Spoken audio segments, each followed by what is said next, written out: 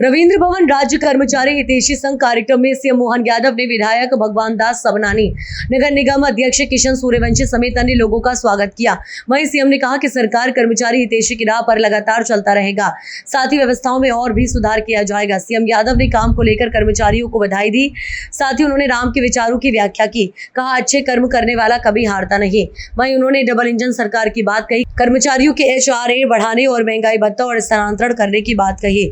मध्य प्रदेश में निवेश आएगा तो रोजगार आम लोगों को मिलेगा। साथ ही पुलिस वैकेंसी और PSC में हर साल पद भरे जाएं। प्रधानमंत्री ने 5 लाख तक का बीमा प्रावधान किया है। साथ ही रोजगार, उद्योग धंधे को बढ़ावा मिलेगा। साथ ही टेक्सटाइल एवं गारमेंट के धंधे में भी रोजगार मिलेगा। हमारे बीच ये परस्पर एक दूसरे की पूरक व्यवस्थाओं के अंतर्गत हम काम करते हैं। सरकार का मतलब है, सरकार के मुखिया का मतलब है, सरकार की व्यवस्थाओं का एक ही अर्थ है कि हम अपनी व्यवस्थाओं में सुव्यवस्था स्थापित करें। कहीं भी अव्यवस्था है, दुरावस्था है, कहीं कोई कमी है, उसको दुरुस्त करना। मैं ये बात बिल्कुल जवाबदारी के साथ कहना चाहूँगा कि मैं प्राधिकरण में रहा, टूरिज्म में रहा, बाद में भी शिक्षा मंत्री करके भी आपके बीच में से ही काम करते करते जब निकला तो मुझे इस बात का तो एहसास है ही कि हम अगर निर्णय कुछ भी कर लें, लेकिन निर्णय का क्रियान्वयन कराने की जो नीचे की हमारी एजेंसी है, जो काम करने के और काम को नीचे अंजाम को पहुंचाने वाले लोग हैं, अगर उनके मन में कोई असंतोष है, उनके मन में अड़चन है, उनकी व्यवस्था बिगड़ी हुई है, तो हम कितनी भी बात कर लें, वो बात का नीचे असर आएगा ही नहीं। इसलिए स्वाभाविक रूप से हमारे लिए दोनों तरह से बढ़ने की आवश्यकता है। मैं मान के चलता हूँ कि आज के इस अवसर पर सच्चे कर्मयोगी अगर कोई है तो आप सबको प्रणाम करता, आपका अभिनंदन करता। आपके परिश्रम, समर्पण, जल कल्याण और विकास के पथ पर बढ़ने वाले संकल्प के बलबूते पर हमारी सरकार अपने सारे निर्णयों को नीचे क्रियान्वित करा पाएगी। मैं इस नाते से भी आपको बधाई देना चाहूँगा कि जैसे हमको मालूम है भगवान राम की विजय तो हुई, लेकिन नल नील के बिना नहीं हुई। उनने जब तक मार्ग नहीं बनाया तब तक भगवान राम भी पार नहीं पाए। ये और जब अच्छा संकल्प हो तो पत्थर भी तिर जाते हैं, ये भी मुझे मालूम।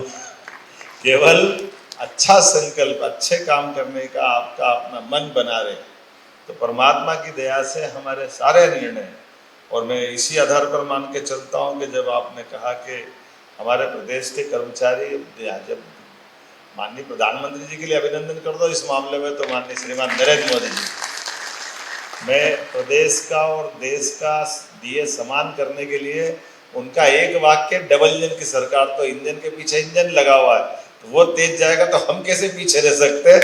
हमको भी तो तेज ही चलना पड़ेगा। डबल इंजन का मतलब एक साथ ही तो है। इसलिए वो सारे अंतरों के माध्यम से जबरदस्ती से कुछ चीज़ों में अटकाना लटकाना मैं समझता हूँ कि ये उचित नहीं था। मैं तो ये मान के चलता हूँ 9 वर्षों से भी आपका HRA जो लटका हुआ था, मैं तो बाहर से देख के भी दुखी होता था कि जबरदस्ती ये क्या है, जिनके हक की चीज़ है वो क्यों नहीं मिलना चाहिए, उनको उस समय पे देना चाहिए।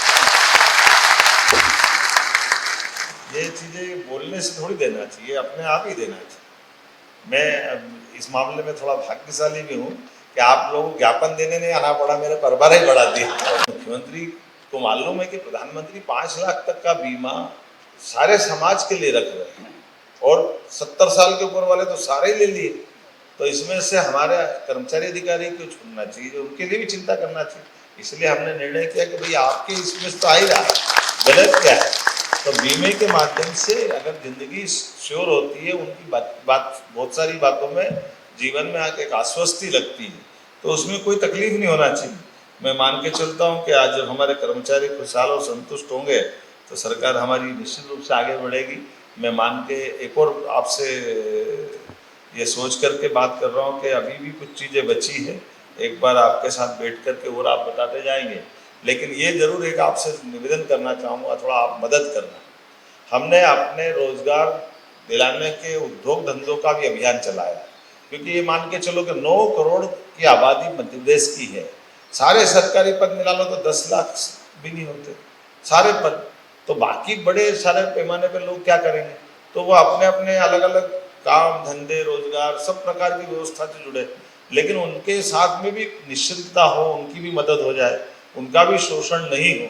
इसलिए जैसे दूध संघ के मामले में हम दूध उत्पादन में आगे बढ़ रहे हैं, क्योंकि दूध उत्पादन में मध्य प्रदेश का हिस्सा देश में तीसरा नंबर पे और 9% दूध हम अभी उत्पादित कर रहे हैं। इसको ले जाके 20% तक ऊपर जाने वाले हैं। ऐसे में कई सारी इंडस्ट्री की बात कर सकता हूँ।